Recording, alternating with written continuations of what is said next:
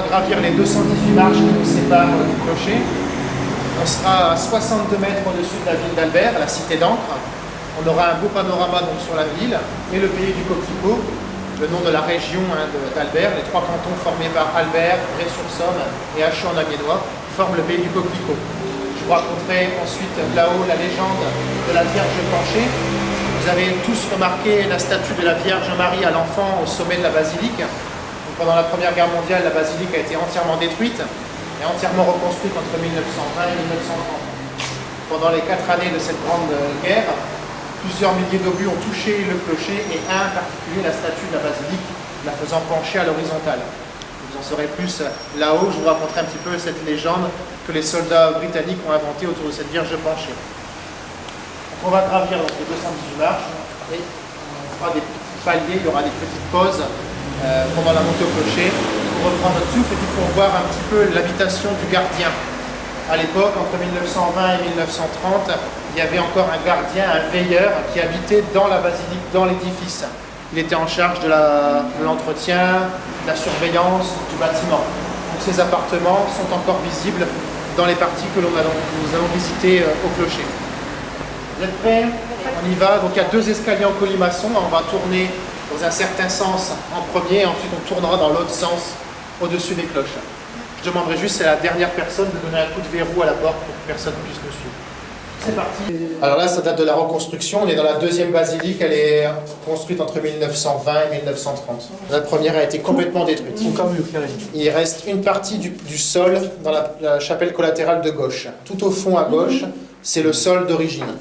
Et tout le reste a été rebâti à l'identique par le petit-fils du premier architecte, Louis Dutoit, à la fin de la Grande Guerre.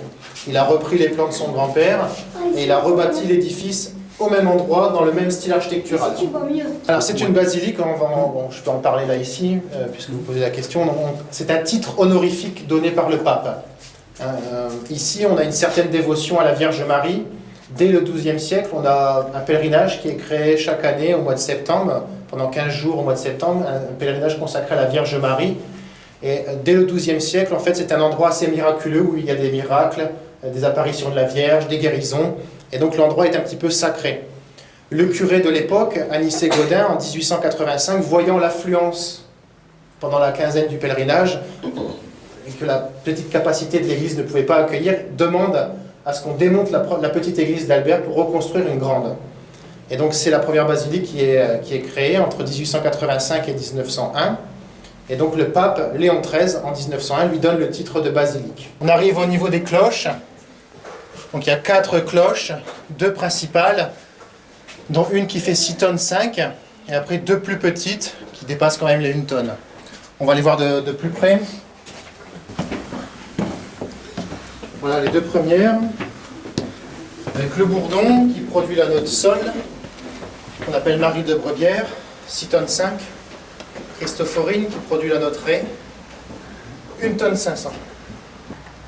Donc elles ont été forgées dans le nord de la France, près de Douai, et elles ont été baptisées en 1934. Donc elles ont tout un nom. Donc Marie de Brebière, c'est le bourdon, Christophorine à côté, au-dessus on a Marie-Louise René, et puis Gervaise, Prothèse, Marguerite Françoise. Dernière portion d'escalier, ça c'est un escalier en bois. Attention à la première marche. Alors, l'escalier continue et nous on arrête là. Voilà le dôme, 10 mètres de dôme, plus 5 mètres de statue. On a à peu près encore 20 mètres d'ascension pour arriver à 83 mètres à hauteur de la Vierge. Voilà, donc nous on arrête ici.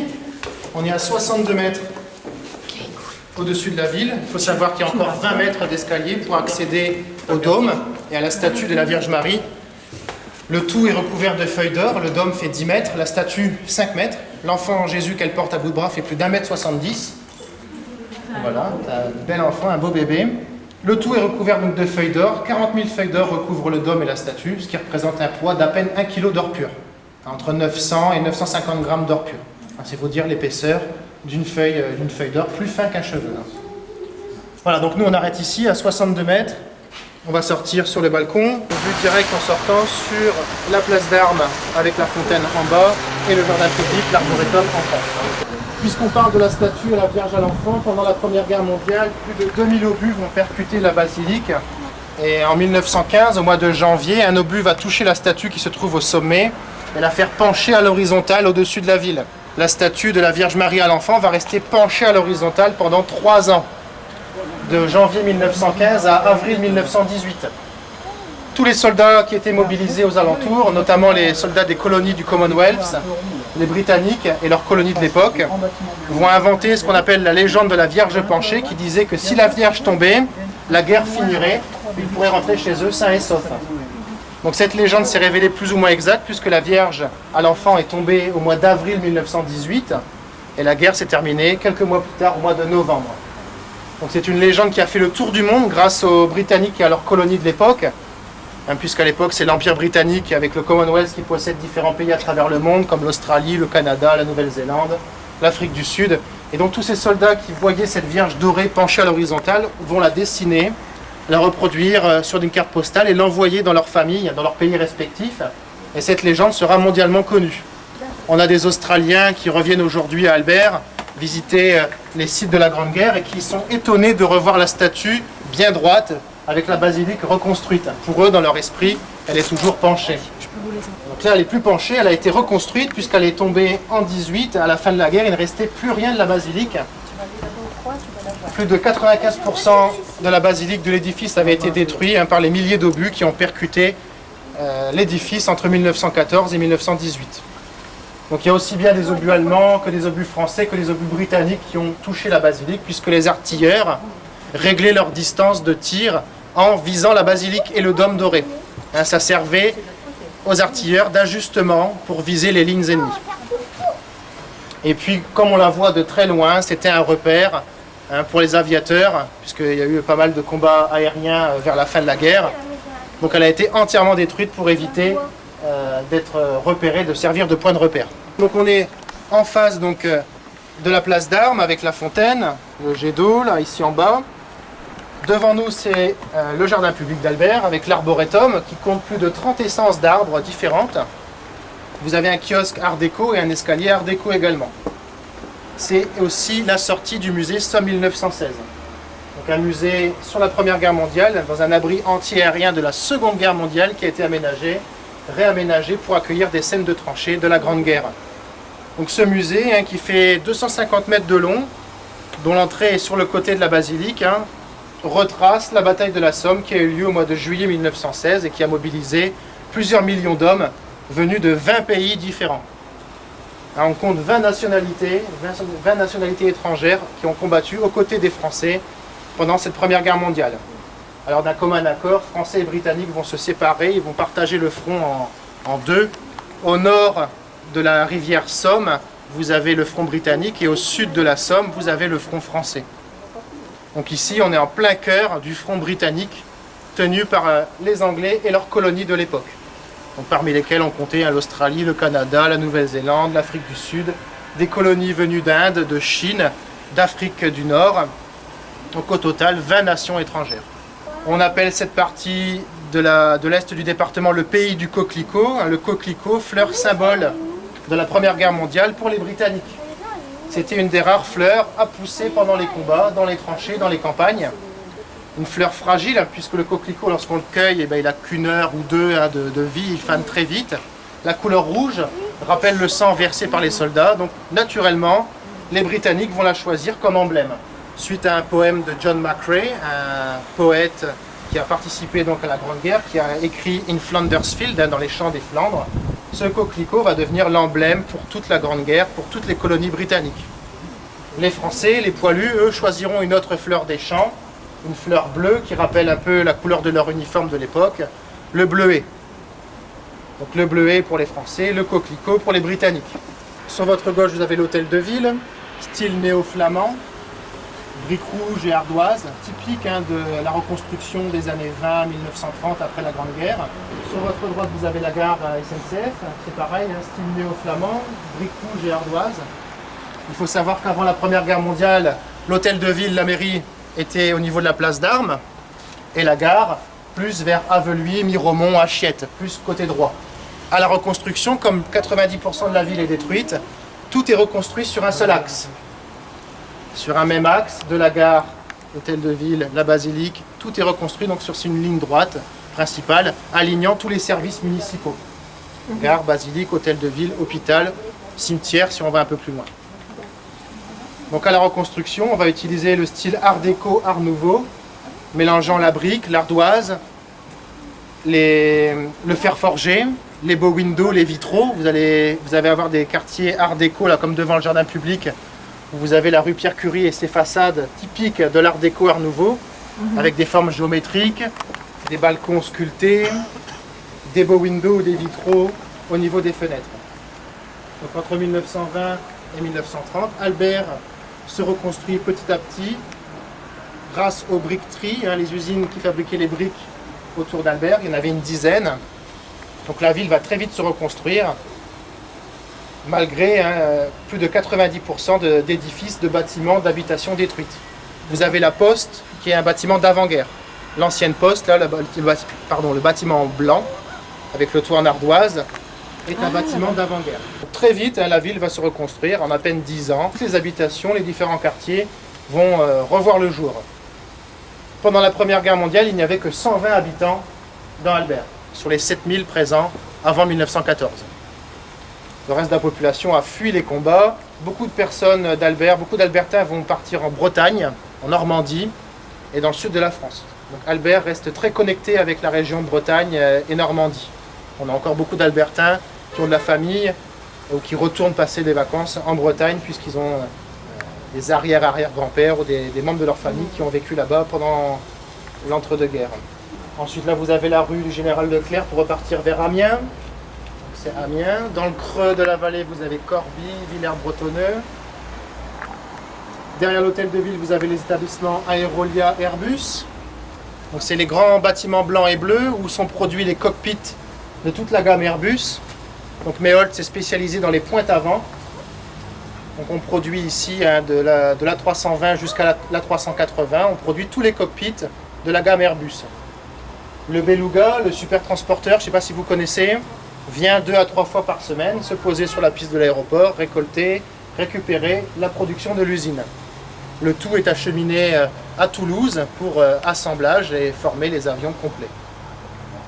Avec une escale à Saint-Nazaire.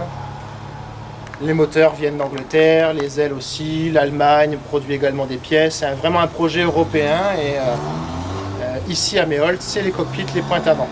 Si vous avez l'occasion de passer devant l'usine, vous avez deux cockpits, l'A320 et l'A380, le plus petit et le plus gros, devant l'usine, ils sont exposés. Il y en a un là-bas dans la cour de la communauté de communes, c'est un A320. Vous avez la place Émile Le Turc devant la mairie, à côté vous avez la salle de spectacle d'Albert, le théâtre du jeu de paume. On passe de ce côté, on est devant l'une des rues principales de la ville, la rue de Birmingham. C'est la rue avec les dodanes, avec les géraniums sur les côtés. Birmingham, donc c'est une ville en Grande-Bretagne, c'est la 3e ville d'Angleterre. Et elle a participé à la reconstruction d'Albert. Elle a envoyé de l'argent et donc en hommage, on a baptisé une des rues, la rue de Birmingham. Donc c'est une des nombreuses villes marraines qui a participé à la reconstruction. Et puis dans le pays du coquelicot ou aux abords, on a le village de Buchaven-Bergen. Buchaven, c'est le nom d'origine et Bergen, c'est en Norvège. Cette ville de Norvège a entièrement reconstruit le village. Donc en hommage, le village s'appelle Buchaven-Bergen. Donc d'ici de ce côté, on s'aperçoit que la ville est une ville assez verte, puisqu'on a une vue dans les cours intérieures chez les habitants d'Albert. On observe quelques arbres, quelques jardins. On peut voir le cours de l'Ancre, la rivière d'Ancre qui passe sous la basilique. Vous voyez là ici, elle passe de droite et ressort à gauche. Donc les fondations de la basilique sont posées dans le lit de la rivière, l'Ancre. L'Ancre prend sa source à Miromont, à une dizaine de kilomètres d'Albert, et se jette du côté d'Aubigny, tout près de Corbie, dans la Somme. Elle fait une trentaine de kilomètres. Et dans le jardin public, vous avez la cascade de la rivière d'Ancre, qui fait à peu près 10 mètres de haut. Cette cascade servait à actionner les turbines des différentes usines avant-guerre, des usines notamment qui produisaient des vélos ou des machines à coudre, comme Urtu ou Rocher. ne sais pas si vous connaissez les cycles Rocher ou les machines à coudre Urtu. C'est des marques des années 1900. C'est pour ça aussi qu'à Albert, on a un vélodrome, une piste autour des étangs. Le vélodrome, c'est par là, au niveau du camping. Les étangs du vélodrome, c'était une piste en fait qui entourait les étangs et qui servait à tester les vélos qui sortaient de l'usine. Donc Albert, c'est une ville vraiment avec un riche passé industriel, aussi bien aéronautique, avec aujourd'hui Airbus, mais à l'époque avec Henri Potez. Vous avez entendu parler d'Henri Potez?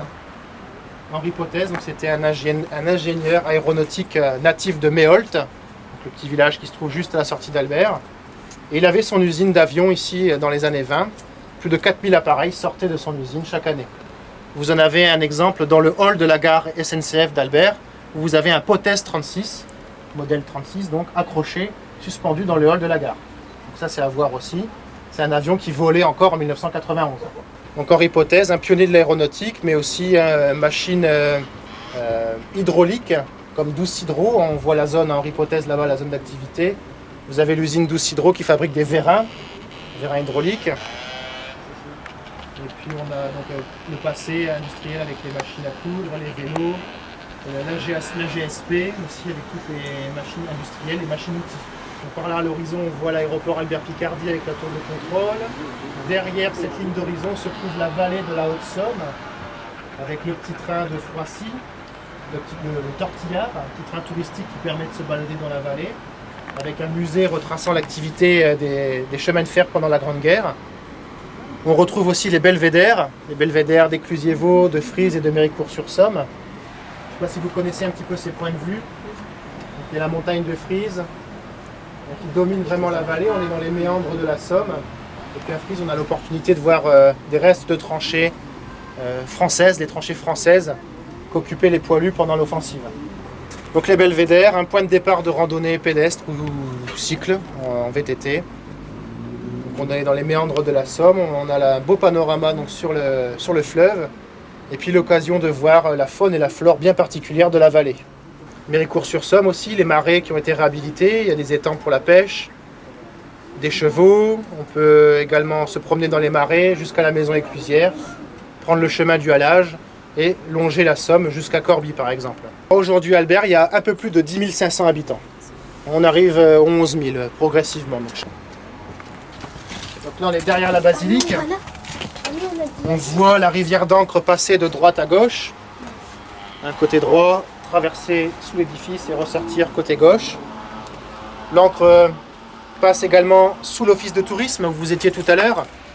Alors l'office de tourisme dans les années 1920-1930, ce sont les anciens bains-douches municipaux. Vous avez peut-être vu la salle à côté de l'office de tourisme, la salle avec le toit mosaïqué. En fait, c'est les bains-douches municipaux qui ont servi de 1930 au début des années 80. Il y avait une dizaine de baignoires et cabines de douche pour les gens qui n'avaient pas de salle de bain ou le confort à la maison pour prendre une douche ou un bain. Donc là ici on a une vue sur le mémorial de Thiepval, qu'on distingue à l'horizon. Vous voyez le monument en briques rouges un petit peu éclairé par le soleil. C'est le monument de Thiepval dédié aux soldats disparus de la Grande Guerre. Ce monument commémore plus de 72 000 noms de soldats britanniques, tous disparus, tués au combat et dont le corps n'a jamais pu être retrouvé. Ils sont disparus, on les appelle les Missing of the Somme, les disparus de la Somme. Au total, il y en a 73 367. Donc mémorial franco-britannique de Thiepval. Ensuite, on ne le voit pas du clocher, mais il y a les tranchées à Beaumont-Hamel, dans le parc terre-neuvien, où on peut marcher dans de véritables tranchées, voir le champ de bataille tel qu'il était pendant les combats. Donc on a les lignes britanniques, le No Man's Land et les lignes allemandes. Donc c'est le parc terre-neuvien de Beaumont-Hamel, un territoire qui appartient à Terre-Neuve et au Canada. On a la Grande Mine aussi, en direction de La Boisselle, le petit village de La Boisselle qui se trouve à 3 km d'Albert, sur la route de Bapaume, où vous avez un site qui s'appelle la Grande Mine, un énorme cratère dû à l'explosion de plusieurs tonnes d'explosifs déposés par les Britanniques sous les tranchées allemandes. Le résultat, c'est un cratère qui fait plus de 20 mètres de profondeur et 100 mètres de diamètre. Donc ça, c'est à voir aussi. C'est impressionnant, rien que pour les dimensions. Et de s'imaginer un petit peu l'explosion gigantesque qui a eu lieu le 1er juillet 1916 pour lancer l'attaque du côté d'Auvillers-la-Boisselle. Donc c'est un site privé qui appartient à un Écossais qui s'appelle Richard Dunning, qui a racheté le champ et le cratère pour le préserver. Donc ça, c'est à voir aussi. La grande mine, à la Boisselle. Derrière la basilique, on a le cinéma qui s'appelle le Forum. Donc si vous observez bien la forme du bâtiment, on s'aperçoit que ça ressemble un peu à une église. Et en fait, c'est l'église provisoire de la reconstruction. En attendant que la deuxième basilique soit construite, les messes, les célébrations avaient lieu dans ce bâtiment, qui s'appelle le Forum aujourd'hui et qui est un cinéma. Mais pendant les années 1920-1930, c'est l'église provisoire d'Albert. Toute cette avenue, à l'entrée du camping, vous aviez un château avant la guerre, qu'on appelait le château de Boulan, qui a été détruit pendant la Première Guerre mondiale et qui n'a pas été reconstruit. Seul subsiste, c'est le parc boisé qui se trouvait derrière le château. Donc tous les arbres que vous voyez au bout de l'avenue appartenaient au parc du château de Boulan. D'ailleurs, la rue qui passe ici est la rue de Boulan. Ensuite, on a une vue donc sur Thiepval, Beaumont-Hamel. Plus loin, c'est Miromont, Achiette, et on arrive très vite dans le Pas-de-Calais. Et de ce côté, c'est Milancourt, Bouzincourt, avec Achion-Amiénois, Le Doulanais, avec Lucheux. Là, on est à 20-25 km de Doulan. Donc là, on est côté gare. Aussi côté école, on a beaucoup d'écoles primaires, de collèges. Voilà, ici, en face, un petit peu plus loin. De l'autre côté, on a l'école maternelle Kergomar, Charles de Foucault, un peu plus loin. Donc la gare SNCF, un typique de la reconstruction des années 1920-1925, style néo-flamand. Et si vous avez les jumelles, dans le hall, on aperçoit le Potest 36, ou tout du moins son aile et une partie du moteur. Donc avant la Première Guerre mondiale, la gare était plus côté droit, plus côté Aveluy. Elle a été remise dans l'axe de la reconstruction. Vous avez un cockpit d'A320 dans la cour de la communauté de communes là-bas. Donc ça c'est le plus petit de la gare. Vous allez peut-être le voir avec. Il faudra passer devant l'usine de Méol pour voir l'A380 qui est presque le triple. On a une vue sur la campagne albertine avec les champs. Là ici c'est beaucoup de céréales, blé, orge, maïs. La culture de la betterave aussi. Betterave, pommes de terre, petits pois, très peu d'élevage, de moins en moins. Puis donc, si on file tout droit, on arrive très vite à Bouzincourt, Milancourt, Varlois-Bayon, Ringeval, Toutencourt, Puchevillers, Le Doulanais, Lucheux. Vous avez également la collection d'avions de chez Marc Bétrancourt. Vous avez des hangars bleus là-bas qu'on voit à la sortie de la ville. Et vous avez différents avions qui sont exposés à l'extérieur, dont la Caravelle Air France, un C-130. Plusieurs avions qui appartiennent à un collectionneur privé qui fait visiter son musée le samedi en général, ou alors sur rendez-vous. Mais en passant dans la rue, vous pouvez déjà voir pas mal d'avions exposés à l'extérieur. C'est la rue de l'Industrie, c'est le parc d'activités André Linné, et c'est la collection Bétrancourt, le musée de l'épopée, industrie et aéronautique. Donc il a des avions, il a des machines-outils, du matériel industriel, des tractions, des forts de thé, des anciens camions de pompiers. Il a des planeurs, dont un planeur qui a servi à la scène finale de la Grande Vadrouille. Je ne sais pas si vous vous rappelez. Les planeurs orange là, dans lesquels grimpent Louis de Funès et Bourvil, il en a un. Il en a récupéré un sur les deux. Il a reçu un Mirage 4, c'était la fin de l'année dernière, c'est vrai. C'est vrai qu'il a des Mirages, des avions de chasse, on peut monter dans les cockpits, se mettre aux commandes, c'est vraiment exceptionnel.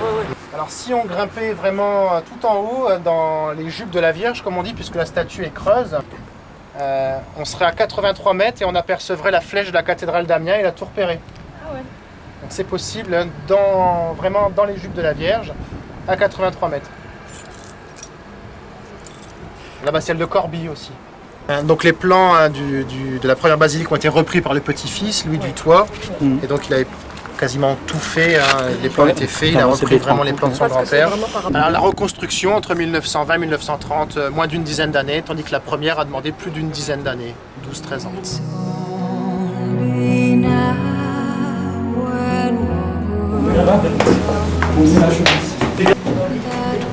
Fais gaffe la marche, la plus longue.